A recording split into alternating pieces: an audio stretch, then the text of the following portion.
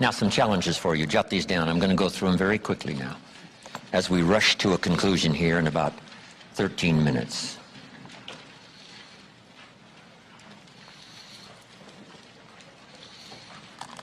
Here they are. You're going to have to write fast now. Here's number one. Review your performance, whether it's communication or whether it's activity or whether it's a CEO or whether it's on the job. Here's what my father said, a seminar in a sentence. I wish he was here to give it, but since he's not here, in his honor, I will give his seminar in a sentence. Here it is. Always do more than you get paid for to make an investment in your future. Now, some unions would argue with us on this, but that's my papa's seminar in a sentence. Always do more than you get paid for to make an investment in your future. In terms of amending your philosophy or going back and, redoing some stuff that you might have messed up. But face all your fears. That's how you conquer them. Don't dismiss them. Just face them. Say, here's what I'm afraid of. I wonder what I could do to change that. Here's the next one. Exercise your willpower to change direction. You don't have to keep doing what you've done the last 6 years if it's not yielding you the benefits you want. In the seminar I do for Jerry, my mentor helped me to review the last 6 years so I wouldn't repeat those errors the next 6. See, if you're a goose, you have no choice to do the next 6 like you did the last 6. But if you're not a goose, here's what you can do. Pick a new destination and start going that way. You say, well, I've done this for the last 2 years. I'll probably have to do it another 2. And the answer is no, not in a million years. Now, you can change one little degree at a time, or if you want to, you can revolutionize the whole thing. Who says you couldn't revolutionize the whole thing in a week's time and start a brand new direction that will most assuredly help you arrive in a brand new place a year from now, 3 years from now? No telling 5 years from now where you could arrive. Use your willpower to start the process. Just willpower to change a little or change a lot. Anybody can change. You don't have to repeat last year. Clean up the errors. Invest it now in the next year. Watch it make the difference. Here's the next one that's important. Parents have to do it. We ask our kids to do it, but we've got to do it. Admit your mistakes. Sometimes you have to admit them to others. Here's some of the best words in the English language. I'm sorry. The reason why those are good words is because it could start a whole new relationship. It could start two people going in a whole new direction. I'm sorry. Simple, easy. Not easy, but if you get this done, the turnaround can be dramatic. The early years can be big in payoff. And here's the big one. Admit your mistakes to yourself. You don't have to babble about them to everybody in the neighborhood. But it doesn't hurt to sit down and have a conversation with yourself and say, there's no use kidding myself. Here's where I really am. I've got pennies in my pocket and I got nothing in the bank. That's what I said after the Girl Scout left my door.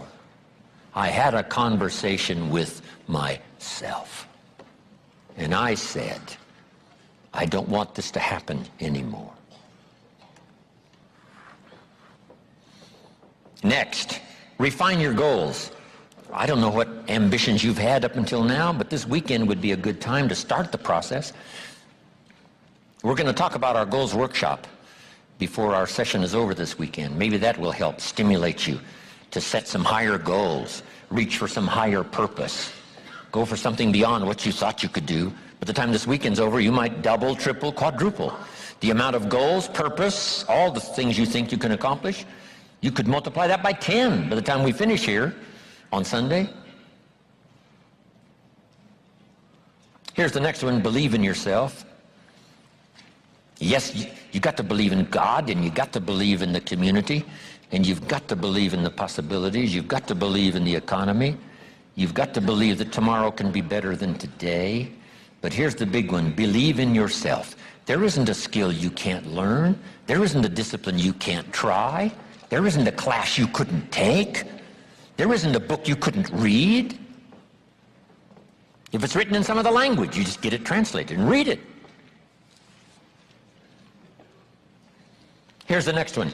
Ask for wisdom. This is communication of the highest source. Ask for wisdom. Ask for wisdom that creates answers. Ask for the wisdom that creates faith to believe things are possible.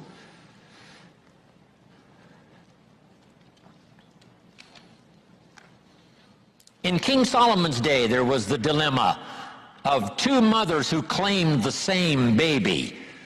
And the question was, whose baby is this? This mother says, it's mine. The other mother says, no, it's mine. Solomon said, bring me the baby. They brought him the baby, and he raised the sword. He said, I'm going to cut this baby in half and give one half to this mother and one half to this mother. And as he raised his sword, sobbingly, the real mother said, no, no, no, don't cut the baby in half. Give it to her, who was not the real mother. Solomon says, now I know who's the real mother. See, that is so wise. And the moment was such drama. But Solomon, the wisest of the wise, knew what to do to settle the deal. Ask for wisdom to deal with the challenges of today and tomorrow, to deal with the challenges your family brings you. Don't wish it was easier, wish you were better. Here's the next one, conserve your time. I must learn to do this. How much time have I got left? Not an unlimited supply. How many of these weekends can I do? Not 1,000, just a few, maybe a handful. Sometimes we get faked out. Bill Bailey says, the average person says, I got 20 more years. No, Bill says, you got 20 more times. If you go fishing once a year, you've only got 20 more times to go fishing. Not 20 years. That fakes you out. I got 20 years. No, 20 times. See, that brings it right down to the real stuff. 20 times. How many more seminars like this? Not 1,000, a few, just a few. So would I mumble and stumble? Would I give you less than my best when I've only got a few more to give? And the answer is no, of course not. If you're a person of some dignity and quality, you wouldn't let that happen. Next, invest your profits. We're going to talk now about this before the weekend is over on financial independence. And I'm going to give you some excellent advice. Here was one of the philosophies Mr. Schoaf gave me, along with Mary Kay. Here's what he said. Profits are better than wages. Wages make you a living. Profits make you a fortune. Mary Kay and I went for that. Wow. Could we start earning profits while we're making a living? The answer is yes. I went berserk. Here's one now. Protect your family. These are troublesome times. Not that they haven't been troublesome times for 6,000 years. At school, troublesome times. I know a wonderful mother and a wonderful father who had two boys. In school, they went two different directions, and one became a model citizen and the other one went to jail. Wow. Protect your family as best you can from the hidden dangers, the lurking evil one. Here's the next one, live with intensity. You might as well turn it up a notch or two after this weekend. Why not? Invest more of you in whatever you do. Be a little stronger, be a little wiser, step up your vitality, contribution. Put everything you've got into everything you do, and then ask for more vitality and more strength and more vigor, more heart, more soul. Next, find your place. This one now is so important.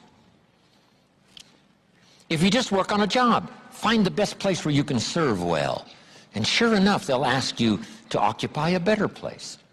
And if you keep doing a job well, the guy says, well, if I had a better job, I'd really pour it on. But I got this lousy job, so I just goof off. See, that's the philosophy of disaster.